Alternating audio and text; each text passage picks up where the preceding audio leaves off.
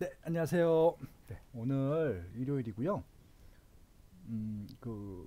오후에 특강을 하나 하고 왔습니다. 사회 초년생들을 대상으로 해서 생애 첫 내 집 마련하기라는 주제를 가지고 콜라보 강의를 하고 왔는데요.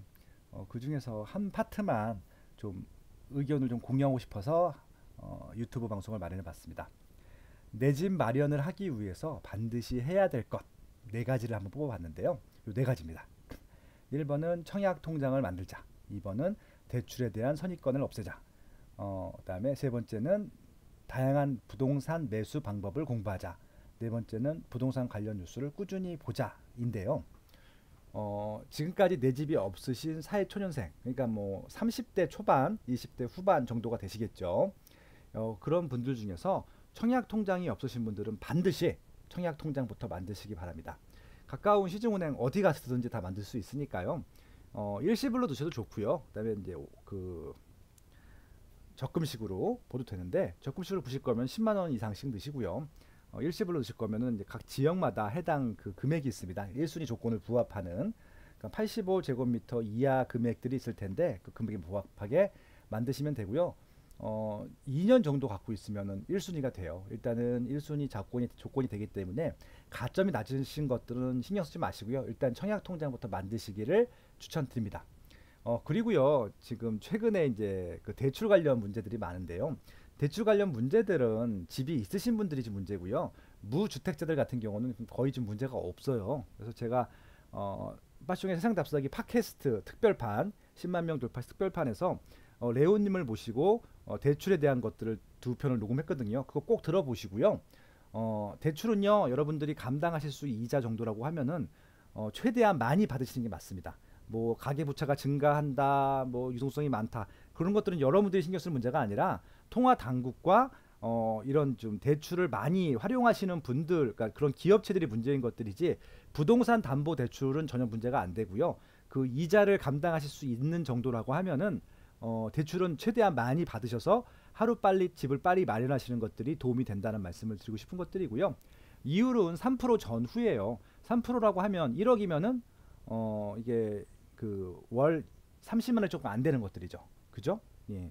왜냐면은 300만 원이니까 1억이라고 하면 3%면 300만 원인데 그걸 12로 나누게 되면은 뭐 한 27만 원 정도 되는 것들이 맞죠? 예. 그래서 1억 빌리는데 27만 원이고 2억 빌리는데 뭐 50만 원 정도, 뭐 3억 빌리는데 네, 뭐 70만 원 정도니까 아마 일반적으로 여러분들 월세 사시는 비용 정도의 금액이라고 하면은 아마 그 3억이나 4억 정도까지는 대출이 가능하실 겁니다. 그 정도라고 하면은 서울의 웬만한 지역, 그러니까 강남권 말고 서울의 웬만한 지역들은 신규 분양도 가능을 해요. 지금 뭐 평당 1,000만 원대 분양하는 시장들도 있기 때문에 그런 것들은 충분히 여러분들이 이렇게 좀 이렇게 타겟팅을 하셔갖고요, 노력을 하셔도 좋을 것 같다. 아무튼 대출은요, 여러분들이 감당하실 수 있는 금액 정도라고 하면은 제일 많이 받아서 활용하시는 게 좋다는 말씀을 드리고 싶습니다. 대출은 나쁜 게 아니라는 말씀을 드리고 싶은 것들이고요. 세 번째는 이제 다양한 부동산 매수 방법을 공부하자는 것들인데요. 일반 매매는 가장 기본적인 것들이고요. 그리고 신규 청약 말씀드렸고 분양권을 매수하는 방법들이 있고 입주권을 매수하는 방법들도 있고요. 경매, 공매도 있습니다. 그리고 그 적절한 정도의 증여를 받는 것도 방법이거든요. 그러니까 부동산을 매수하는 방법에는 굉장히 다양한 것들이 있기 때문에 다양한 방법들을 한번 찾아보시고요. 그에 대해서 여러분들이 좀 그래도 좀 가장 적합하게 내 집을 마련할 수 있는 방법들을 찾아가시면 좋을 것 같습니다. 일반 매매는 너무 당연한 거고요. 그 외에도 다른 방법들이 있으니까 그런 방법들도 활용해 보자라고 하는 것들입니다. 마지막으로 부동산 관련 뉴스를 꾸준히 보자라고 말씀을 드리고 있는데요.